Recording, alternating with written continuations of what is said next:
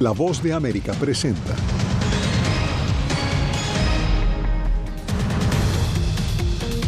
Tras 15 meses de guerra, Israel y Hamás logran acuerdo de paz en Gaza. Explicamos en qué consiste la primera fase. La diáspora cubana en Miami cuestiona las medidas de Biden hacia Cuba. Más muertos y nuevos incendios. Fuertes vientos amenazan a los angelinos. Bomberos mexicanos se unen a los esfuerzos por contener las llamas. Y Marco Rubio destaca entre los nominados que buscan la confirmación del Senado estadounidense para integrar el gabinete de Donald Trump.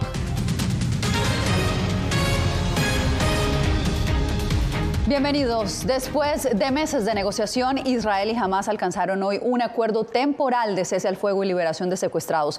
El anuncio se da a escasos días de que el presidente Joe Biden culmine su mandato. Vamos al Departamento de Estado con Celia Mendoza. Celia, explícanos cuáles serán esos primeros pasos que veremos en el marco de este pacto. Yasmín, de acuerdo al presidente de los Estados Unidos, el secretario de Estado Antony Blinken venía trabajando en la propuesta presentada ya hace varios meses. Lo primero será que empezará el trabajo para poder darle la bienvenida a 33 secuestrados, entre ellos algunos estadounidenses. Principalmente serán las mujeres y aquellos vulnerables. Algunos quedarán todavía bajo la captura de Hamás, pero al mismo tiempo se permitirá acabar con las hostilidades militares, algo que no parará de acuerdo al vocero del gobierno de Qatar hasta este mismo sábado 19, después de que Israel confirme completamente este acuerdo.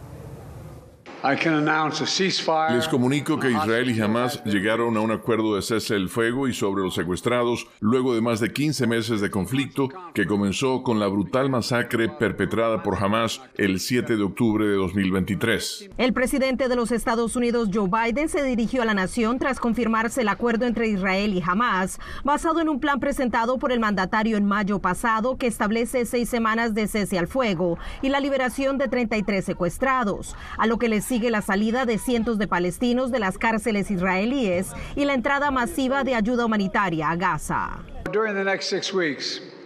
En las próximas 6 semanas, Israel hará los arreglos necesarios para llegar a la fase 2, que es un cese permanente de hostilidades. Permítanme repetir eso, un fin de la guerra. Hay una serie de detalles que negociar para pasar de la fase 1 a la fase 2, pero el plan contempla que si las negociaciones se prolongan más de 6 semanas, el alto el fuego continuará mientras sigan las negociaciones.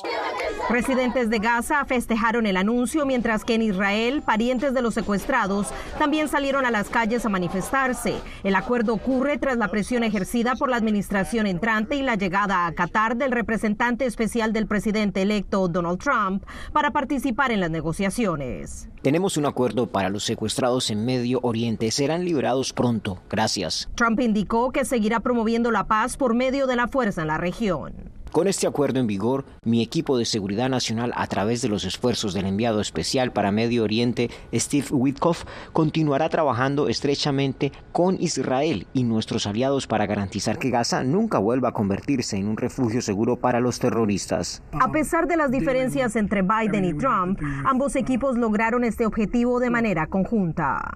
Estamos muy agradecidos con el presidente Biden, el presidente electo Trump, por impulsar estos esfuerzos. Mientras, Marco Rubio, nominado a secretario de Estado, se refirió a las condiciones en las que se da el acuerdo. Ahora hay factores en juego en Oriente Medio sobre los que creo que podemos aprovechar y que pueden abrir la puerta a oportunidades históricas y extraordinarias. Dentro del acuerdo también se permitirá que el IDF, que son las fuerzas de seguridad de Israel, se mantengan dentro del territorio de Gaza, y esto se negociará durante los primeros 16 días, cuando empezará el trabajo para esa segunda fase. La pregunta es si esto se va a lograr. Algo que se le dijo normalmente durante estas semanas a la administración era si esto es posible de garantizarse bajo la nueva administración entrante, y es algo que ahora se pondrá a prueba. Manténnos informados, Celia. Gracias. Representantes del exilio cubano en Miami reaccionaron al anuncio del presidente Joe Biden de retirar a Cuba de la lista de países patrocinadores del terrorismo. José Pernalete nos reporta que no todos están satisfechos con las circunstancias que rodean la liberación de presos políticos. Desde Miami, la Asamblea de Resistencia Cubana ha cuestionado la liberación de presos políticos en Cuba, anunciada tras el retiro de esa nación de la lista de países patrocinadores del terrorismo. Esta ONG considera que La Habana es una trampa para Washington. Primero son excarcelaciones. Hay presos que están dejando salir. Tenemos que ver cuando termine el proceso, a ver cuáles son presos políticos, cuáles no lo son y cuáles son las medidas adicionales que se les imponen al salir. Activistas aseguran que desde Cuba la fórmula de liberación de presos tras una negociación es una práctica usual. Esta ha sido la historia tradicional cuando Fidel Castro descubrió de que con liberar presos políticos, pues conseguía concesiones de Estados Unidos y del mundo occidental. Con las dictaduras típicamente nunca hay ningún tipo de negociación. Importante que hayan liberado a estos presos políticos que primeramente no se merecían estar encarcelados. Y desde la pequeña Habana de Miami, el rechazo a la medida de la Casa Blanca fue contundente. Lo mismo que hizo Obama cuando quitó la ley de pie mojado y pie seco. Esto es otra burla. Por su parte, el gobierno de Cuba ha dicho a través de un comunicado oficial que la decisión anunciada por Estados Unidos corrige de modo restringido aspectos de una política cruel e injusta y debió haberse materializado hace años.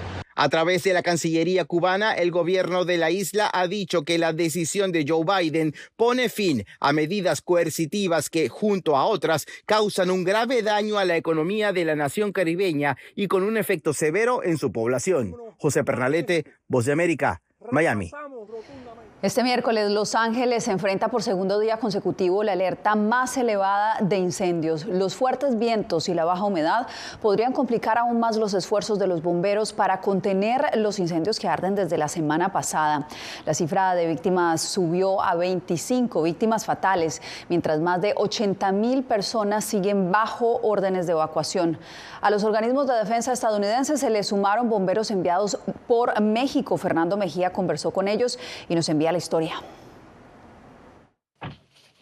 La brigada de 70 bomberos que llegó desde México alista su equipo de trabajo, palas, rastrillos, sierras eléctricas, víveres y agua. Pasarán 12 horas metidos en la montaña. Pues es parte de nuestro trabajo, apoyar aquí a California, y es un orgullo pues apoyar aquí a nuestros vecinos, Estados Unidos. 10 to 16%. La temperatura del día de hoy va a estar entre los 58 a 68. Después de una breve reunión preliminar, el líder del grupo traduce las indicaciones del jefe de brigada local. Una vez en la montaña, solo se tienen el uno al otro y tienen que trabajar en equipo. Lo más difícil en concreto, pues no hay que decirlo porque es algo que tenemos que hacer, es nuestro deber. Everybody seems to be in shape, fit. Todos están en buena forma y siempre listos. Su ayuda la apreciamos mucho y nosotros confiamos en ellos. Son parte de nuestro equipo. El grupo llegó el sábado y pertenece a la Comisión Forestal de la Secretaría Mexicana de Defensa Nacional. Tenemos el convenio con este país de Estados Unidos. También nos gusta hacerlo, lo hacemos con mucho gusto. Tratamos de que no solo México esté bien, sino todo el mundo, ¿no? Ellos recibieron un entrenamiento previo sobre cómo combatir este tipo de incendios y cómo buscar ayuda en caso de necesitarla. Pues cambia un poco el tipo de vegetación nada más. ¿Más difícil, más fácil?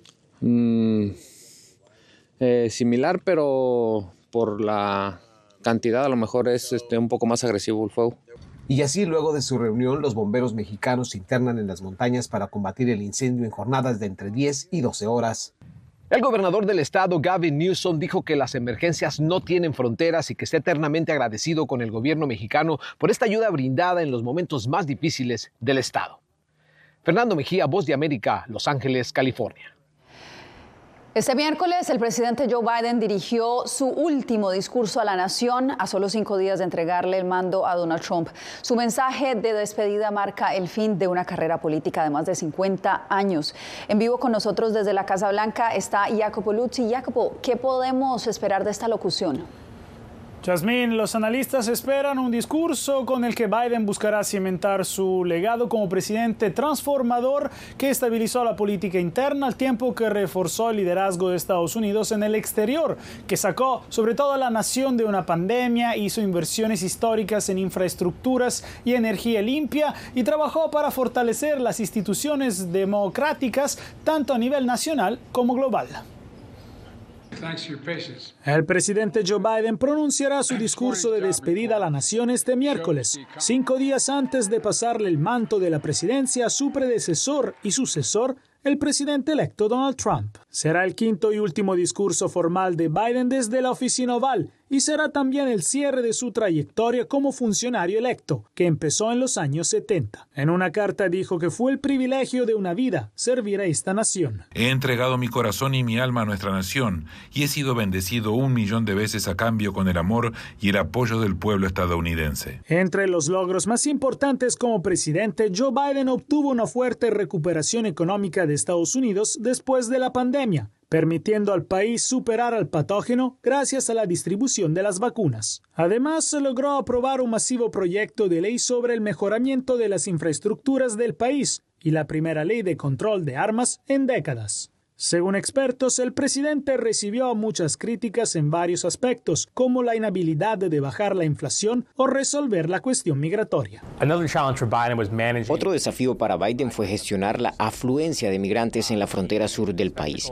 El espectáculo de una migración descontrolada aumentó la ira en su administración y dejó a los estadounidenses con la sensación de que el gobierno no estaba realmente controlando lo que estaba sucediendo allí. A nivel internacional fue importante el retiro de las tropas estadounidenses de Afganistán, esto a pesar de que el manejo de retiro generó muchas críticas. Además, la ampliación de los miembros de la OTAN y el fortalecimiento de las relaciones con los aliados. La próxima administración heredará un conjunto de desafíos, dijo Biden, como la creciente relación entre Rusia y Corea del Norte, la continua guerra de Rusia contra Ucrania, las tensiones en el mar de China Meridional y en Medio Oriente. Al mismo tiempo, según los analistas, una parte inevitable del legado del presidente será su decisión de ofrecer un perdón total a su hijo Hunter por delitos graves relacionados con armas de fuego y evasión fiscal. Gracias, Jacopo, por este reporte. El Senado estadounidense llevó a cabo este miércoles audiencias a 6 de los nominados para integrar el gabinete de Donald Trump. Entre ellos destaca Marco Rubio, quien aspira a convertirse en el primer hispano en asumir como secretario de Estado. Ángela González nos informa. La alineación de la política externa con el interés nacional es objetivo del senador Marco Rubio al aspirar al cargo de secretario de Estado de la electa administración. No creo exagerar cuando digo que se puede esperar que el presidente Trump haga lo que sea necesario para proteger a Estados Unidos de América y al pueblo estadounidense. Declaró Rubio cuando de manera específica se le preguntó por la amenaza que representan los carteles mexicanos enfocados en el tráfico de migrantes y drogas por medios frecuentemente violentos.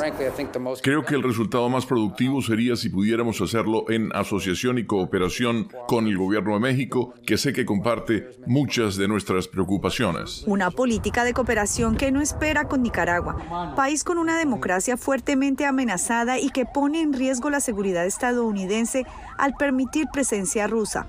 Y dijo que Venezuela está gobernada por una organización narcotraficante que se empodera como un Estado-nación. Los demócratas expresaron preocupaciones sobre el futuro de la ayuda estadounidense a Ucrania. Estoy preocupada tanto por el pueblo ucraniano que ha sacrificado tanto, como por el mensaje que el abandono de Ucrania enviaría no solo a nuestros aliados, sino también a nuestros adversarios. Ángela González, Voz de América. Además de Marco Rubio, otra de las interpeladas este miércoles por el Senado fue Pam Bondi, nominada a fiscal general. Bondi, la primera mujer en ejercer como fiscal general de Florida, dijo que de obtener el cargo, el Departamento de Justicia no procesaría penalmente a nadie por motivos políticos, pero al mismo tiempo evitó descartar investigaciones a adversarios del presidente electo republicano. Bondi se rehusó a responder si Trump perdió la elección de 2020 y se limitó a decir que el presidente actual es Joe Biden. Con la posible llegada de Marco Rubio al Departamento de Estado, la Casa Blanca podría darle mayor prioridad a los asuntos regionales. Laura Sepúlveda consultó con expertos sobre las posibles implicaciones de la política de Estados Unidos hacia Venezuela, Nicaragua y otros países. Expertos consideran que el gobierno estadounidense electo buscará minimizar a sus grandes competidores las posibilidades de expansión en América Latina y opinan que Marco Rubio podría ser clave. Rubio también trae una posición muy clara y muy dura con respecto a China y particularmente del rol de China en la región. El gigante asiático es el principal motivador de que Panamá sea nuevo foco de atención para el presidente electo Donald Trump. Trump no necesariamente va ser aliado de cualquier presidente conservador. Panamá en los últimos años se ha acercado a China cada vez más y también hay el tema de inmigración. Entonces yo creo que ahí podemos ver una relación más conflictiva. La Administración de Comercio Internacional estima que cerca del 72% de los barcos en tránsito por el Canal de Panamá se dirigen o provienen de puertos estadounidenses. Pese a ello, Trump rehusó descartar una intervención militar para recuperar el control del canal. Trump nunca va a decir sí, lo descarto, porque para él eso sería admitir debilidad.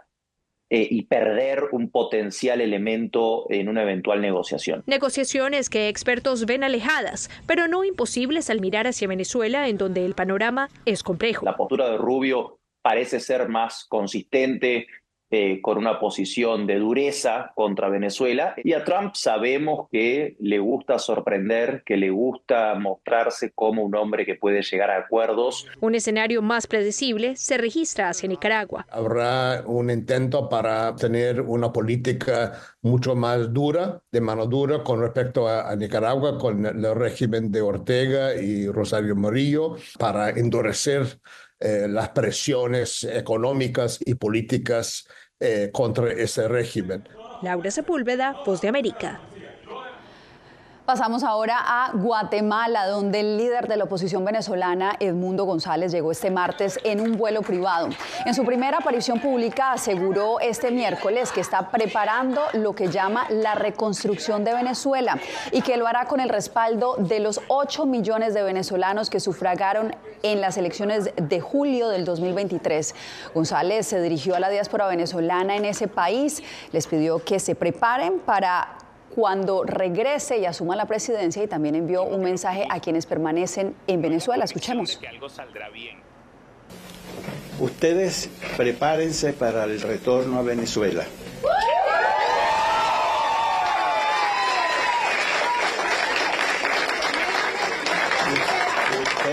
Ustedes serán los protagonistas de la reconstrucción del país y ustedes tendrán que aportar todo lo que hayan aprendido en estos países, en Guatemala, en El Salvador, en Honduras, en Washington, para poder servir al país en las medidas de sus capacidades, que sabemos que son muchas.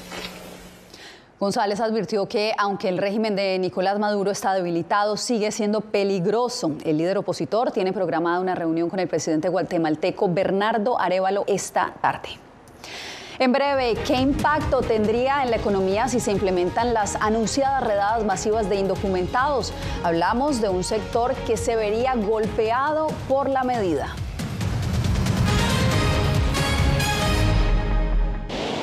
Algo he aprendido estos últimos años y es el darme cuenta de que nosotros podemos planear todo, pero que la vida tiene cosas para vos que no te imaginas. Me duele porque estoy aquí por ese país que hoy me quitaron. Yo siempre he dicho que la libertad está en la mente y el hecho de que tu cuerpo esté en un lugar no significa que no sos libre. Siempre me sentí libre, incluso estando presa me sentí más libre porque pude darme cuenta que si estaba ahí es porque realmente he elegido qué hacer con mi vida.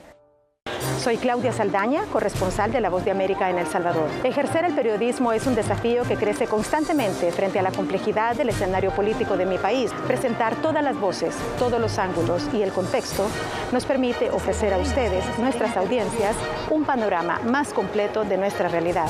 La imparcialidad está en el ADN de la VOA y me siento orgullosa de ser parte de este gran equipo de profesionales que demostramos cada día por qué la prensa libre importa. Llenó de orgullo a su nación conquistando títulos alrededor del mundo.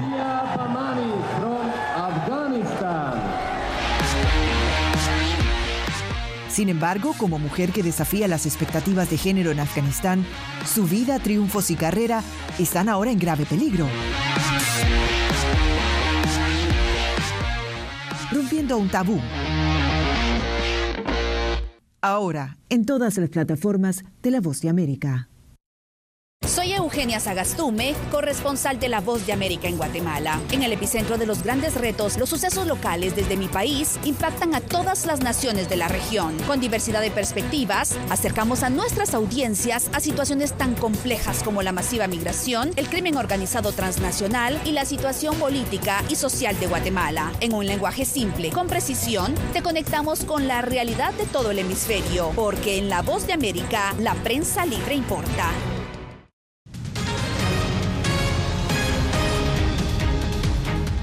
El canciller mexicano Juan Ramón de la Fuente llegó a Arizona para verificar que los consulados ubicados a lo largo de la frontera sur de Estados Unidos están listos para responder a las deportaciones masivas planteadas por el gobierno de Donald Trump. Rubén Pereira nos tiene el reporte. Juan Ramón de la Fuente, canciller mexicano, quiere ser testigo de primera mano del funcionamiento eficiente de sus consulados y verificar que están preparados para defender a sus connacionales ante las deportaciones masivas que pretende el gobierno de Donald Trump.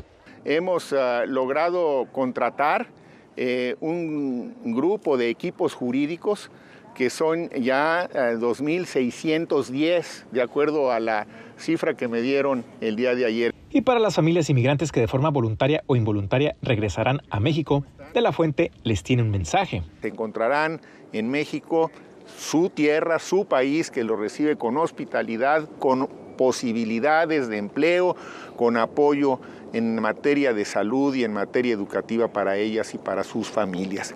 Los consulados mexicanos han logrado alianzas con distintas organizaciones comunitarias para proteger a los inmigrantes. Por eso, el canciller también se ha reunido con activistas. Lo que más me preocupa es las violaciones de derechos humanos que pueden ocurrir en centros de detención. Además de reunirse con líderes y miembros de la comunidad latina, el canciller mexicano aquí en Arizona también se reunió con la gobernadora y legisladores locales. Para mostrarles el verdadero interés que tiene el gobierno de México de mantener esta relación cordial, coordinada y de cooperación. Es una de las prioridades para la administración de la presidenta Claudia Sheinbaum y del canciller, de ver qué es lo que está pasando en Estados Unidos, pero principalmente en los estados fronterizos. Rubén Pereira, Voz de América, Phoenix. Regresamos con este mismo tema, pero desde Panamá, donde la promesa de deportaciones masivas por parte de Estados Unidos mantiene en alerta a las autoridades panameñas.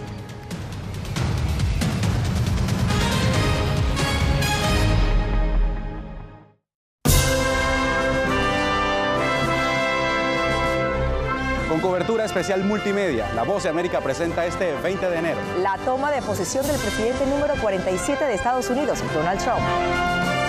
Conéctate con nosotros porque La Voz de América te acercará a todos los ángulos de este evento.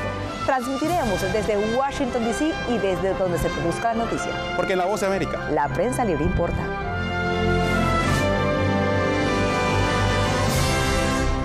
Soy Néstor Aguilera, corresponsal de La Voz de América en el Ecuador. Informar sobre la realidad de un país exige una alta dosis de responsabilidad periodística, más aún cuando las noticias evolucionan a cada instante. Aquí en La Voz de América encuentras noticias veraces, precisas y balanceadas. Valores profesionales que me motivan a trabajar día a día para informarte de manera profunda sobre los temas que más impactan tu vida diaria. Porque en La Voz de América, la prensa libre importa.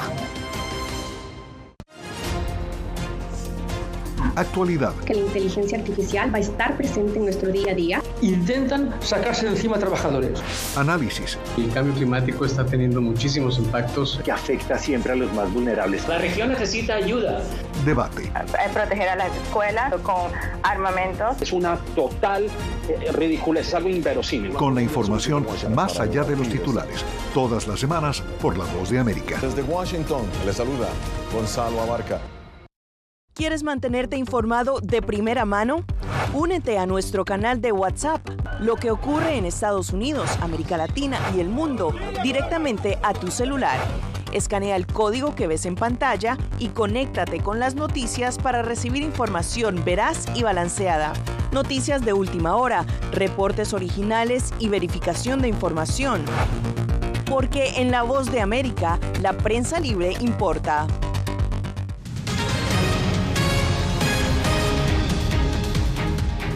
La promesa de deportaciones masivas por parte del presidente electo de Estados Unidos, Donald Trump, y la inestabilidad política en Venezuela mantienen en alerta a las autoridades panameñas sobre el tema migratorio. Óscar Zulbarán con la información. Panamá sigue de cerca los acontecimientos políticos en Venezuela, de donde proviene el mayor número de migrantes que atraviesa el Darién. Ante eventuales cambios en la política migratoria de Estados Unidos, la nación canalera reitera que no tiene ni la capacidad ni la intención de convertirse en un país de acogida. Sí, estamos en conversaciones, por ejemplo, con los hermanos de Costa Rica, porque pudiéramos prever que por los cambios de política en Estados Unidos pudiéramos tener un flujo inverso, y estamos teniendo que tener algunas coordinaciones en cierta forma para poder dar respuesta a esa situación. En toda la región existen 2.3 millones de migrantes en situación de vulnerabilidad, de un total de 20 millones de desplazados por diferentes razones, según la plataforma R4B. Creen que no hay condiciones para que disminuya este número. Es exactamente evitar y solucionar los conflictos que generan este desplazamiento, ¿no? O sea, si los países donde estas personas viven no ofrecen condiciones para que ellas sigan viviendo ahí, seguramente van a ser forzadas a salir de sus hogares, de sus comunidades, y buscar oportunidades en otros lugares. Bajo este panorama, uno de los principales temas que quiere llevar a Panamá en la agenda con la nueva administración en Washington es la continuidad del acuerdo migratorio de deportación, que según las autoridades del país influyó en la disminución de 42% en el tránsito de migrantes por la frontera colombo-panameña el último año. Óscar Zulbarán, Voz de América, Panamá. Atentos todos esta noche, porque La Voz de América transmitirá el último discurso del presidente Joe Biden a la nación, con traducción simultánea en todas nuestras plataformas digitales a partir de las 8 de la noche, hora de Washington. Síganos escaneando el código QR que está viendo en este momento en pantalla, o también nos puede buscar como @Voz de América. Nosotros hacemos una breve pausa y ya regresamos. No he visto un peligro en la libertad de prensa. Periodismo, la prensa libre importa. Una coproducción de La Voz de América y Telefuturo. El problema que se va acentuando se llama libertad de expresión. Disponible en vozdeamerica.com. Mama, cenzura. Mama, cenzura. Ну, теперь не давай Боже. Еще этого испытай. Какие разрушения на Украине, кошмар. Там была ракета. Ракета или бомба?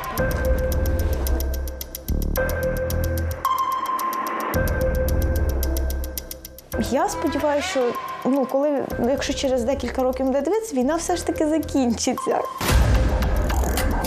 Ми перестали боятися. Ми свою молодість не повернемо. Предположим, непредсказатель.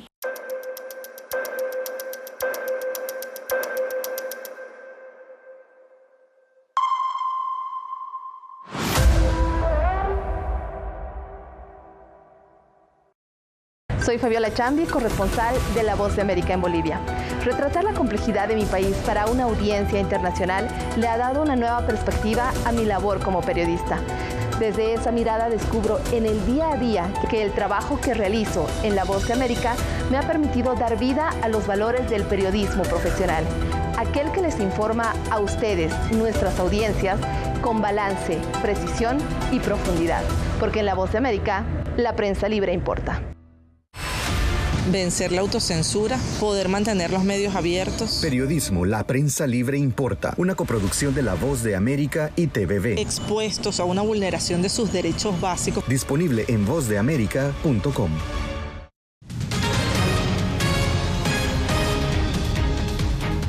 Nosotros regresamos para cerrar esta emisión con un espectáculo circense que hizo su magia en el Vaticano.